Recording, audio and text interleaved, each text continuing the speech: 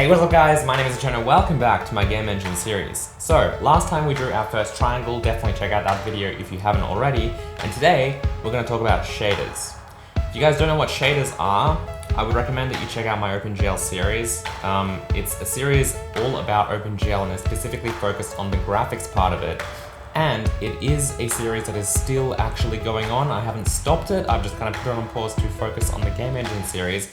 But as the game engine series kind of gets more into graphics, as it is right now, I'm going to start up that series again.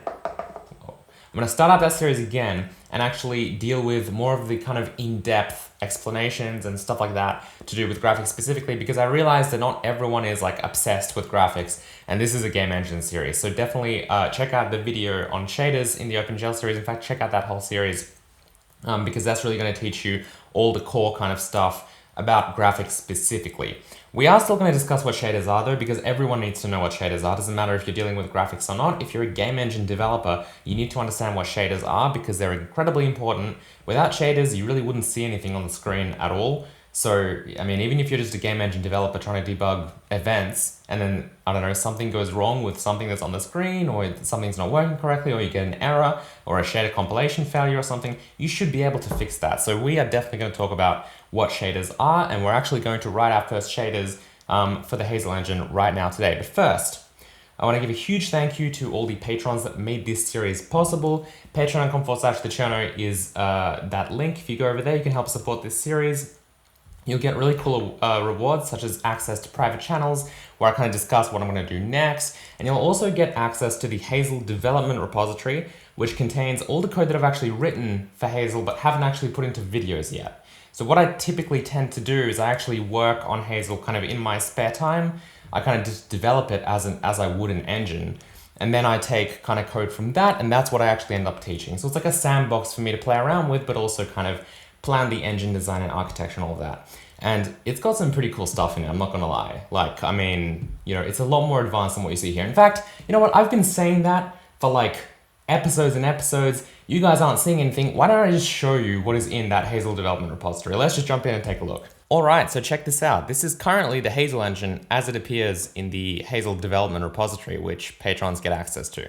So this right now is some kind of PBR demo that I've just put together. It's by no means perfect. I'm still working on it. It does look pretty good though. Here we have a bunch of balls with just varying roughnesses, and the bottoms are metals. The top are dielectrics, which are basically plastics or any kind of non-metal material. You can see we've got a cube map, which we can even kind of rotate.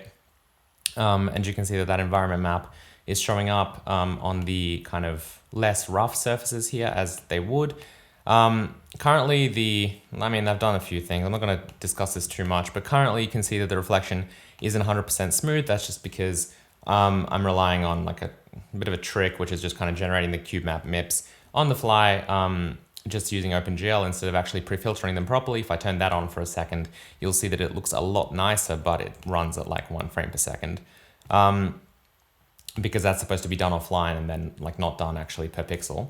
And in fact, if we take a look at the model view, we can even load a model. This model is by, I'll leave the link to this kind of in the description below if you guys are interested to check it out. But you can actually load any mesh you want here, as well as any texture you want. So if I kind of navigate to the actual textures from this, I can load the albedo texture here. You can see that's what it looks like. I can use that. I can load the normals texture. I can load a metalness texture, and I can load a roughness texture. And if I just use all of those, you can see that what I have here is quite a nice looking gun, which has like all the reflections that you can see of the kind of cube map over here. And yeah, basically you can see that like, I mean, the Hazel development repository is pretty cool. What you see right here on the screen is exactly where this series is headed. So for those of you who are like, oh, you know, we drew our first triangle after like 8 months, how long is this going to take? We're going to have this on the screen by the end of the year for sure. But it's just important to note that a lot of the stuff that I did in the first 8 months was to make stuff like this really easy. All the stuff that we covered, like event systems, layers, setting up like DLL and static libraries properly, all of that stuff, the maths library, that stuff is important so that you can just like do this. Effectively, this took me, I think, about 2 or 3 days to get this whole thing up and running because everything was just ready. GUI was ready, all the maths libraries were ready, just everything was just set up, events were ready, everything was set up and ready to kind of go, which made this kind of thing really, really simple. Let me see if I can get like some nice lighting here. So yeah, you can see that, I mean, it looks pretty cool. If you want access to this code straight, like right now, you can just help support the series on patreon.com/thecherno, and you can just literally just grab this, look at all the code, look at all the shaders, play around with it, do whatever you want, just like that. And in fact, if we just go back to the spheres for a second, the spheres in fact will show these textures as well. And you can see that that does look pretty cool. If I just get rid of the normals and maybe the metalness, I'll keep the metalness. You can see how nice and like rough certain surfaces look here. I mean, although it is this particular roughness map. Anyway, oh, and it's even like full HDR as well. So there's exposure, you can kind of like overexpose here and then dial it down. You can see it's all kind of HDR, which is pretty cool. So there we go. And finally, maybe let's just change the light radiance, get rid of this stuff. And you can kind of see how that works as well with all of the lighting. It's way too bright though. And let's maybe get that somewhere here. Cool. All right. So that is the awesome Hazel development branch. That's a preview for all of you guys watching this series as to where we're heading with this whole graphics component. It's going to be pretty cool. So I'm really looking forward to doing all of this stuff in the future. All right, cool. So anyway, back to shaders, because without shaders, without understanding how shaders work, we can't do anything that you just saw on the screen, because shaders are extremely important, because what they actually do is they're programs that run on the graphics card, which tell the graphics card what to do with the data that we actually send it. So it's really important to understand the graphics pipeline as a whole. I actually really want to make a video about the graphics pipeline and about how graphics are rendered, probably as part of the OpenGL series. So keep an eye out for that. This would be a good time to subscribe if you haven't already. We're going to cover kind of how that works, but specifically what happens usually in a typical rendering scenario is we send a bunch of data to the GPU in the form of like a vertex buffer, an index buffer, you know, certain shader parameters, shader uniforms, that kind of thing. And then what we need to do is actually kind of get that data on the GPU and then process it. And the way that that's done primarily is through shaders, and specifically two different types of shaders. So there are a lot of different types of shaders, but there are two types of shaders which are used more than like any other shaders, and that is the vertex shader and the fragment shader, which is also known as the pixel shader in other rendering APIs. OpenGL calls it the fragment shader. There are reasons for that, but in DirectX and in like, you know, most other kind of APIs like the, you know, console API, stuff like that, it's known as a pixel shader. Which basically, if we kind of break that down, what that means is that a vertex shader is a piece of code that runs on the GPU for every vertex that we decide to render. So a vertex is just a position in 3D space. When we rendered the triangle last episode, we defined 3 vertices, right? We had the top of the triangle, the left kind of side, the right side, and what happened is we sent those 3 vertices to the GPU. We executed something called a draw call, in which we said, draw these 3 vertices, right? And then what OpenGL actually did was it processed those 3 vertices in the vertex shader. So the vertex shader runs once per vertex. So effectively the vertex shader runs 3 times, right? And the vertex shader is responsible for actually figuring out the position of those vertices in clip space. So we kind of were already, we didn't have a shader last time, right? So we were kind of already in clip space, which meant that our coordinate system was between -1 and 1 on all axes. And last episode we kind of discussed that. So usually the vertex shader is responsible for actually translating any kind of thing that we have, any kind of vertex data that we have into that kind of -1 to 1 space. That's effectively the output of the vertex shader. We need to tell OpenGL, hey, this is my vertex data. I'm going to process it, usually by multiplying it with like a model view projection matrix to get it into that -1 to 1 space. And of course, we'll cover that in the future. And the OpenGL series, I believe, has already covered that. So definitely check that out. And then we move on the pipeline, eventually getting to the fragment shader. And the fragment shader runs per pixel. Okay, so the vertex shader per vertex, which means it runs 3 times. Now the fragment shader needs to fill in that triangle. It needs to shade that triangle. That's the point of the pixel shader, right? It's called a pixel shader or a fragment shader because it runs per pixel or per fragment, right?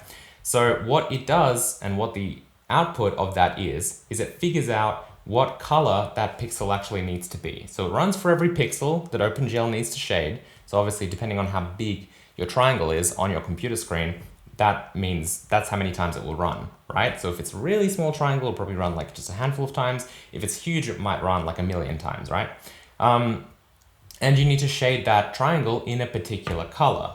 So what we're going to do today is we're going to make a red triangle. So we're going to tell OpenGL that, hey, I want you to put these vertex positions into this particular place, and I want you to shade every pixel red or something like that, right?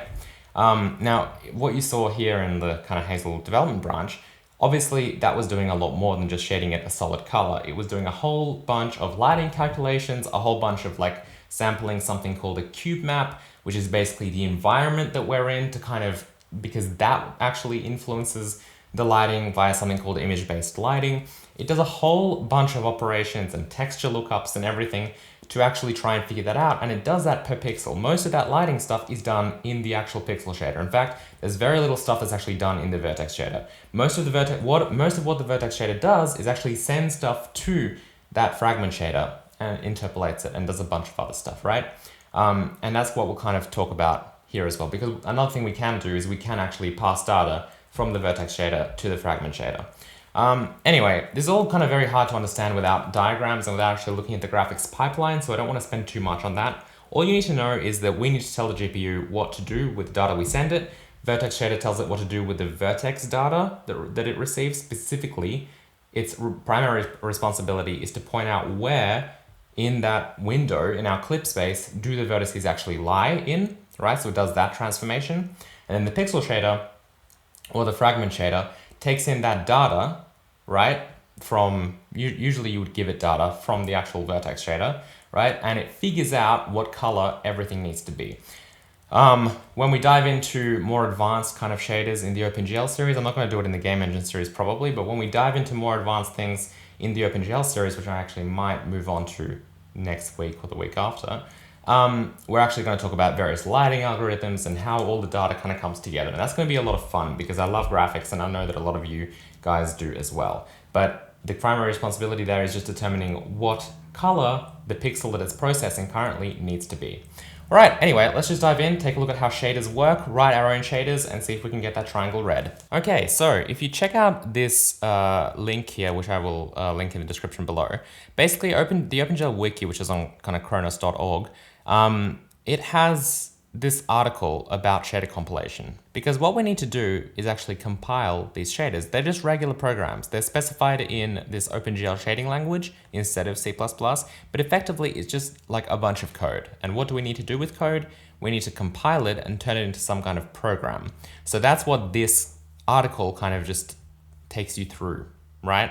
So it's really important that you read this. You can also check out my OpenGL series video on shaders. I think that covers quite a lot of this as well, but I would recommend that you read through this whole thing because, again, you need to understand how it works, because when things go wrong, it's going to be a little bit hard to actually find out what the problem is if you have no idea what you're doing. All right, anyway, there's a full compile link example of a vertex and fragment shader over here. We're literally going to just copy this. There is absolutely no point in writing this out by yourself. I really hope that you will read through this code. And in fact, I'm going to explain it in this video because I can't just paste a bunch of code and not explain it. I think that's really stupid. But that code will compile a vertex and fragment shader. You don't really need to modify it much. It will pretty much remain as is in our engine. Maybe aside from like minor modifications. Okay, so this is clearly OpenGL specific code. So technically speaking, this should belong in platform OpenGL, but I actually want to make a video, I think, in the future about how we're actually what our rendering API abstraction strategy is actually going to be, because that's going to be kind of the template we use for pretty much every render API specific class, not renderer class, but render API specific class. So for now, we'll just stick it into Hazel renderer, but that's going to definitely move. And in fact, we'll just call it shader. But again, that's going to move into an OpenGL specific file, which will be called something like OpenGL shader, right? Okay, so we'll stick this into the Hazel namespace and I'll just call this class shader. Okay. We're going to have a constructor, which for now, we're just going to take this shader program in, via just strings essentially. So we'll have our vertex source and our fragment source. So these are going to be the source codes for our shaders. In the future, we're going to take this in as a file, but for now, it's going to live like this. We're also just going to have a normal kind of destructor here, not like a virtual one or anything. In the future, like we'll talk about this in the render API videos, but in the future, we kind of want to have subclasses of this essentially that will be implemented per API. And in that case, we would need to make the destructor virtual.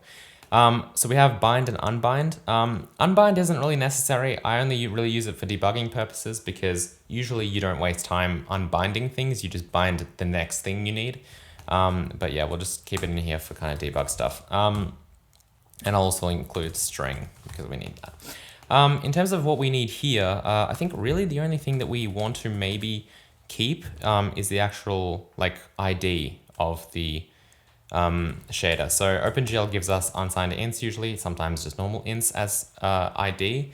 And I like to call them renderer ID. I think I may have done this before, maybe not. So what this is going to be is essentially just a number that uniquely identifies this object kind of inside OpenGL so that we can refer to it.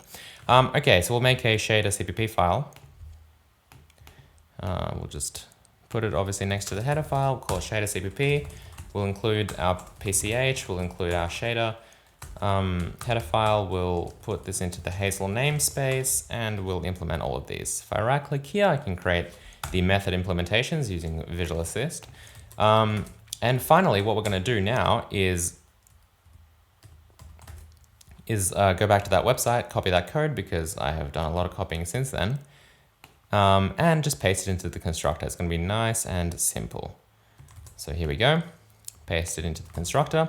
And of course, we'll modify some of this stuff now. First thing I'll do is include glad because we need access to OpenGL. Vertex source, fragment source, we're already taking in. I might just get rid of that entirely and slightly rename this to just src. And fragment source, I might as well rename to fragment source. Okay, cool. And other than that, you can see we get no compile errors or anything according to IntelliSense. So let's take a look at this code line by line. So the first thing we do is we actually create shader. You'll note that a lot of the stuff that we've been doing in OpenGL right now, if we go to application, I think, is like gen, right? So GL gen buffers, GL gen vertex arrays. There's actually a bit of a newer API in I think OpenGL 4.5 or even 4.6, which is actually just GL create instead of GL gen. They've kind of consolidated that and made it a lot more consistent. We'll probably switch to it when we actually make these kind of classes. I think we'll switch to it because I don't think I have much of a desire to support anything below kind of OpenGL 4.5. But create gen will actually, this kind of gen call will only assign us with a unique ID. It won't actually create the object in OpenGL, like on our GPU. It actually gets created when we do the binding for the first time with a particular target, like array buffer here. Whereas create actually creates everything, it actually creates everything. It doesn't just give us an ID, it actually creates everything on our GPU. Like allocates memory and does all of that stuff and actually validates the object. So create is used in this case instead of gen. Now you kind of know why. Ultimately, everything is going to be create in the future. It is now. It's just that if you look at a lot of OpenGL code prior to like OpenGL 4.5, it's always gen and bind, instead of just create, which is kind of the new way of doing things. What we're doing here is basically just getting this source. We don't really need to cast this to a const.gl char. In fact, this can just be, like this C string is a const char. This is, I mean, if you look at what GL char is, they like to use their own kind of primitives. I don't really like this just because usually when I'm dealing with OpenGL, I'm writing cross-platform or rather cross-rendering API kind of code. I'm not just, implementing an engine with a single API. And so because of that, I like to just have everything the same. So you can see over here, I used uint32t instead of like GL uint, because first of all, to get GL uint, I'd have to include the OpenGL header here. But also, why use it if I know what it's going to be? And I don't want to kind of have a different thing every time. In fact, this probably will end up looking something like renderer ID, with renderer ID being defined as a uint32t. But in this case, you can see they are using their own kind of stuff, which is fine. We're just going to leave this code as is and not do too much to it, I think. What this does is just sends our source code to OpenGL, right? I mean, the comment even says that. Sends it to our vertex shader, which we've generated. This is the ID for our vertex shader. And then it just compiles it, right? And now what this code does is actually checks to see if the compilation succeeded or if it failed. So if the compile status here, we're checking the compile status, we're getting that kind of integer from OpenGL, and we're saving it into here. If that is false, it means that it didn't compile successfully. So what our next steps are is to figure out why it didn't compile successfully. So what we do here is we actually get the length of the log message, which says why it didn't compile. So that just gives us a length, like how many characters it is. And then what we're doing is we're shoving all of that information. So OpenGL has a log which says why, it's like an error message, which basically just says why our shader doesn't compile. We're getting that and we're shoving it into this vector. Now, I believe in my OpenGL series, I actually allocate. So I used alloc-a to just allocate memory on the stack. And I think it was just a GL char or like just a char kind of array. You can do that. In here, they're doing a vector, which is dynamically allocated, but they are providing max length here. Anyway, my point is it's not the most efficient solution, but it doesn't really matter. You probably won't notice this. This only happens when a shader compilation fails, which, you know, in distribution builds this code should never ever get hit anyway. So I'm not gonna be all like pedantic about how this is written. But effectively, all you need to know is that log, that error message from OpenGL, we take it and we put it into this vector of GL chars. Okay, and then we delete the shader because we don't need it anymore. This pretty much happens anyway. Well, we detach it, we don't delete it at the end. But, you know, there's no need for this to stay around because obviously this particular shader, which we created and tried to compile, didn't compile successfully, so get rid of it. So we have this info log. So what we need to do here is this just returns it. But what we'll do is we'll just write hz, probably core error, which will just be like our error message. So we might write something like vertex shader compilation failure. And then I might do another error, which is actually going to be our error message. So I'll just write here, what should we do? Probably just info-log.data. Okay, same as writing, I was going to write info-log 0 like that with a memory address there, which just kind of gives us the first char, and then obviously it's a char pointer, so the logging library will know what to do with it.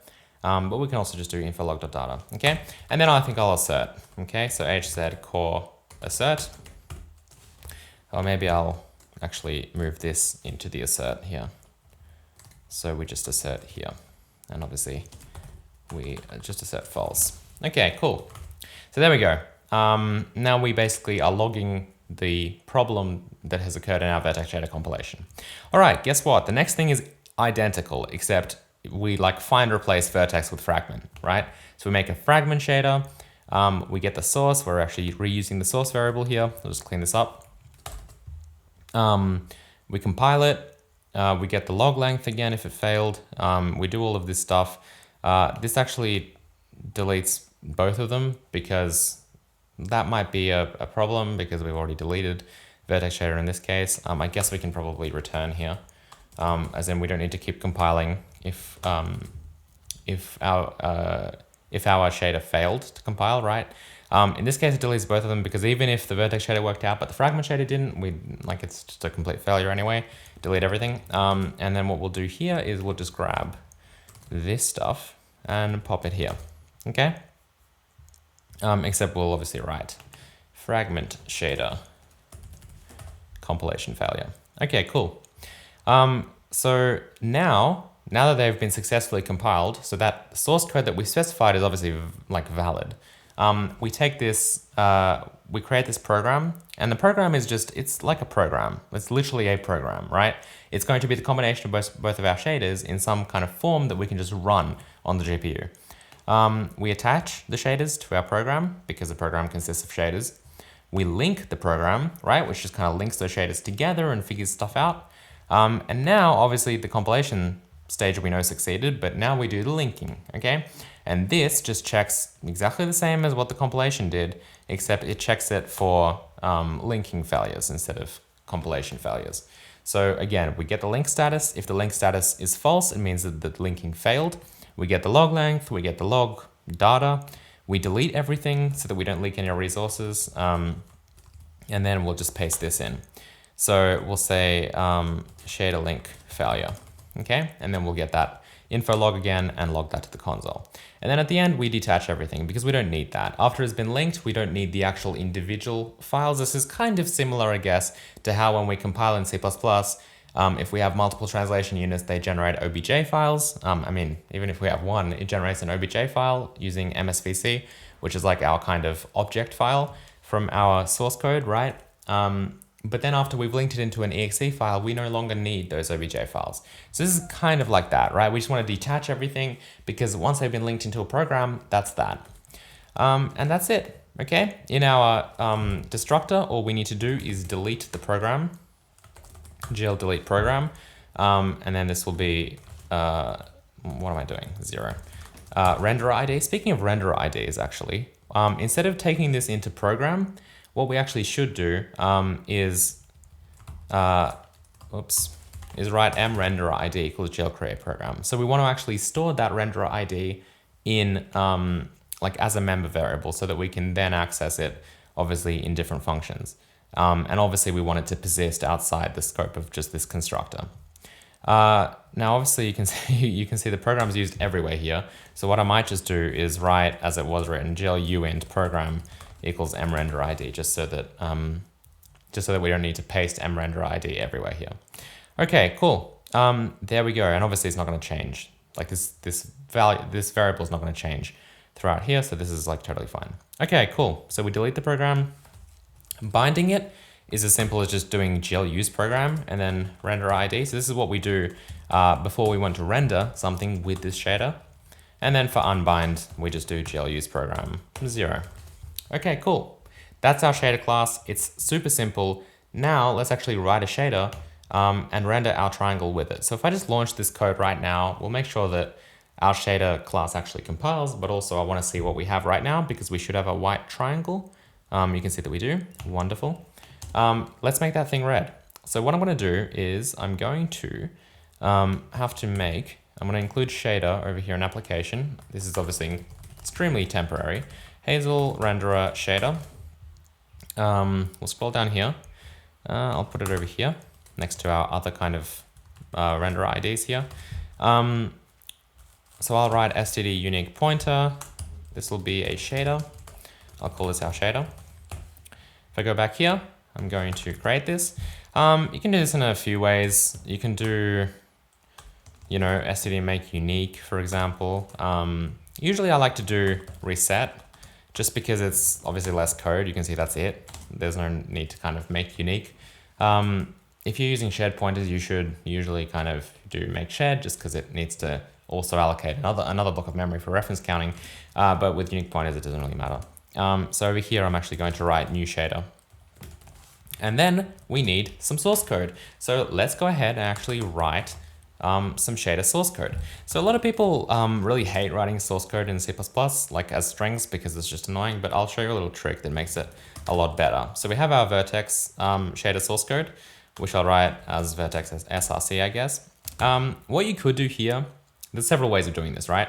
The first way is kind of annoying, and it just means that you have to write version, whatever you're using, 330 core or whatever, \n, and then you kind of write your whole thing out. And usually the way that you do that is you'd kind of just make a new line, write some code, and then have your \n, and then write a bunch of stuff and write a bunch of stuff. And if C++ sees multiple strings together, it kind of just appends them. So this is all fine. Obviously, you won't get new line characters unless you actually write \n. So it's kind of annoying though, because you have to write quotes every line. You have to write \n every line. You can't just paste shader code from the internet into here because you need to add quotes and do all that stuff. That's annoying. So instead what you should do is just use this little prefix called r, right? Then a quote, then an open and close parenthesis. What this lets you do is actually have multiple line strings, okay? So you can see I can write stuff like that, and guess what? It's all part of the string, okay? So what we're gonna do is use that, and then we're just gonna write a normal shader. So we'll write version like 330 core maybe, because that's fine. Doesn't really matter what version of the shading language we're using here. 330 core should be fine. In the future, we'll probably use 450 as a minimum, I think. This is going to be our vertex shader. So what we need to do is take in this kind of vertex data. Remember, this runs per vertex, and actually tell OpenGL where we want this to be positioned. Now, I'm not going to run through how to write shaders and probably how everything works here, but basically what we need is a main function here. Every shader has this. And we also need to take in these attributes. So the attribute being the position. So we can just write layout location equals 0 in vec3 a underscore position. So I like to have a naming convention, which is a underscore for attributes. We're taking in a vec3 because they're a 3-component vector in this case. It doesn't matter. You can take in a vec4. It will actually do the conversion for you. But this layout location 0 just says that it's at index 0. You can see we enabled vertex attrib array 0. That's it over here, right? This vertex attrib pointer is 0. This corresponds to this. That's actually where this attribute is inside our vertex buffer. So we take in the position, and all we're going to do is we're not going to do anything to it. We're just going to write position equals a position, essentially. Okay. What this does is tells OpenGL that the output position of our vertex is, in this case, the same as our input position, which is exactly what we have here. We might play around with this in the future just to kind of see what it does. Now, GL position is a vec4, so we need to actually convert this to a vec4, and we'll add 1 on the end here as the W component. Okay, cool. So there we go. That is our entire vertex shader done. Let's copy and paste this, and we'll write our fragment shader. So I'll change this variable to be fragment source. And now, instead of us kind of just inputting a position, we actually output a color. So color is a vec4. I'm just going to call this, well, I don't know what to call this. I'll just call this color. And this is our output color. You could, do O underscore color. I don't really have a convention, to be honest, for output variables like this. We'll just call it color. And color, in this case, we're going to set to vec4 1.0, 0.0, 0.0, 1.0, which is just pure red. Might make it look a little bit nicer by just doing 0.8, 0.2, 0.3. So what this is a full component vector here, which every component here is a color, right? So we have red, green, blue, A, alpha, right? So RGB-A, because that's the current format of our actual frame buffer that we're rendering to. More on that later. Okay, you can set this to anything you want, but we're just going to set it to a nice red color. Okay, and that is actually it. That's all you need. Just this is our entire 2 shaders. We're going to put them into our shader constructor here, vertex source, fragment source. And then we're going to, we could bind the shader here and leave it, but I'm just going to bind it every frame over here. So I usually like to bind it as the first thing I do. The reason for this is like in other rendering APIs like DirectX, you have to actually have a shader before you even create like a vertex buffer because the layout has to kind of correspond. OpenGL doesn't enforce that, so it doesn't matter where you bind this as long as it's before you actually draw. This line here is our draw call. But I'm just going to bind it as the first thing because in other APIs you actually have to. All right, cool. So that's it. That's done. That should work. Hopefully I didn't make any mistakes, but I guess we'll see. Let's just run the program and hopefully we get a red triangle. All right, and as you can see, there is our beautiful red triangle. Now, one thing I just want to show you guys as well is that obviously you can set this to whatever color you want, but with this GL position, like you can really do anything. So if I kind of just move this by 0.5, right, what this is going to do is translate that position by 0.5 in every axis. So instead of kind of being, actually, well, 0.5 is a bad thing to do in this case, just because it's going to actually end up moving it outside of our screen because it'll move it up. Actually, no, 0.5 should be fine. Sorry, 1 will move it up. What this will do is actually translate everything. So it'll move all of these vertices that we're kind of inputting here by 0.5. So this will become 1, -1, this one will become 0, this one will become 0, so it'll be kind of centered. It'll basically move it right and up, okay? So we should kind of see it in the top right of our screen. And we can just do that by doing 0.5. And as you can see, here it is, right? So hopefully that kind of shows you what that is actually responsible for. It's responsible for literally laying out our vertices, whereas this is responsible for doing the colors. Now, because I want to show you something cool, I will. What we're going to do now is we're going to actually access this position in here.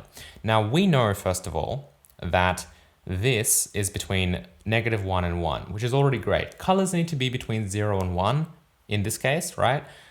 This is between -1 and 1, but that's fine. Let's go ahead and actually write some code that lets us access this a position variable in here, and we can see if we can output the color like with regards to the position, right? So the color will be based on the position of the actual pixel.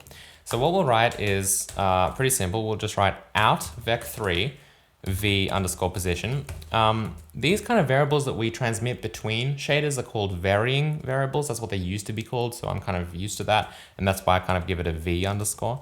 But it doesn't matter what you call it at all. We'll set v position here to be a position, right? And then over here, we need to have exactly the same code, right? With exactly the same variable name, because that's how it matches it. But instead of out, we write in, okay? And you can transmit like entire like buffers as well. And you can make like structures and do that instead. But here we're just doing individual variables.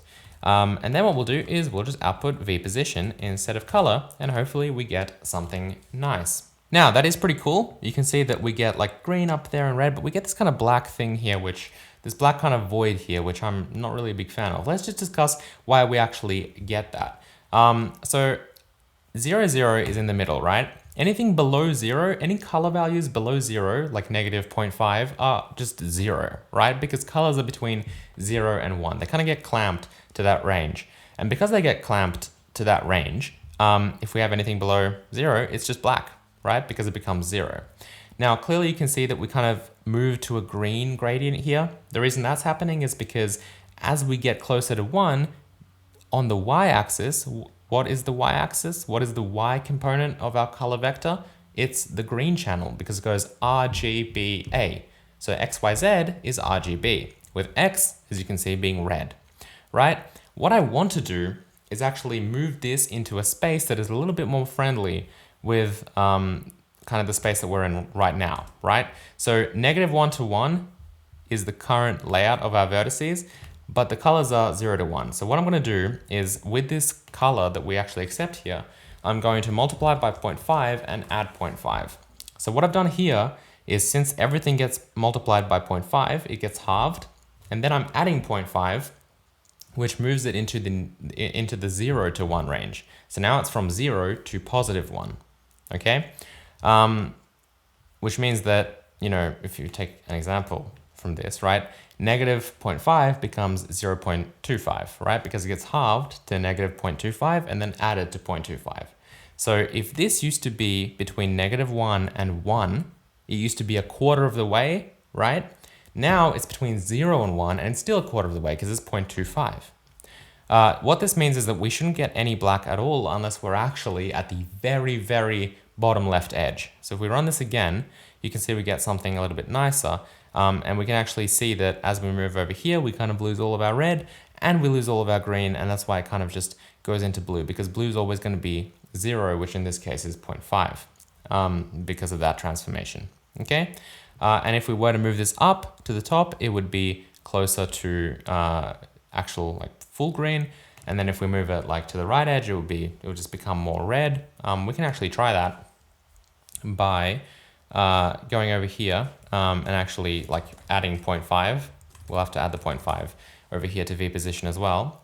But now we should actually get full red on the very right side of the triangle. And as you can see, we do here. Because we've also added green, though it becomes a bit lighter than it would otherwise be. But yeah, you can see kind of how all of that works. It's very easy to kind of move data between the two shaders, and hopefully this gives you a bit of an understanding as to what this GL position and what this output color is. Now, the other big question that people might have that are not used to graphics APIs is why is it not, like where is this interpolation coming from, right? You can see it's very smooth. And that just has to do with how the graphics API works. That's how rendering works. What it actually does is it interpolates as it shades pixels between these values, unless you explicitly tell it not to, which you can do. it actually will smoothly, linearly interpolate between the two positions based on the value that you actually give, okay? So because we're sending a vector and the vector is per vertex, when it shades a pixel that is like halfway between the two vertices, it will linearly interpolate that data you've sent from the vertex shader to the fragment shader to be kind of halfway through. All right, so anyway, that is how shaders work. This is like a very special episode. I know I missed out last week and I'm really sorry about that. The reason for that was just because my audio recording kind of failed halfway through and the microphone cut out and I had to re-record the episode. So I thought I'd give you guys a bit of a special. Last week when I recorded this, it was not as comprehensive at all. It was just kind of shaders. Let's just make the triangle red, done, right? It was like half the length of this one. So hopefully you guys can forgive me for, and like just for, you know, me trying to put some extra work into this episode. Hope you guys enjoyed this. Let me know what you think about everything we've done today. Hopefully you're really excited by both shaders and by the kind of physically based rendering stuff that I've shown from the Hazel development branch. I really do need your help to make this series. Patreon.com/the Cherno is the place to support this. If you like what I'm doing here on YouTube, trying to teach this kind of game engine development and trying to get you guys kind of in-depth explanations of how everything works and that we're building this kind of Hazel engine together, your support's really important. Even if it's like small, it really is important for me to actually be able to kind of do this. And obviously I want to spend as much time as possible doing this stuff because I absolutely love teaching. I absolutely love developing this kind of stuff. And hopefully you guys can kind of see that by just who I am, and the support of obviously all of my patrons is what makes this possible in the first place. So huge thank you to everyone. Next time, one thing that I want to do is I really want to actually make more OpenGL series videos covering a lot of how this stuff works. But I think next time, like once we've got this triangle now, the most important step is actually we've got a vertex buffer, we've got an index buffer, we've got a shader. We need to move this into kind of API specific classes, right? It's all OpenGL specific code. It's currently sitting in our application file, which is cross-platform and cross-rendering API. So what we need to do is create actual classes out of all of this that lie in that OpenGL platform kind of layer, right? So we talked about the rendering API and how that's going to kind of be abstracted per API. Now we actually have to write that C++ code to make that happen. So I think that's what we're going to move on to next time. Whew, what an episode. I will see you next time. Goodbye.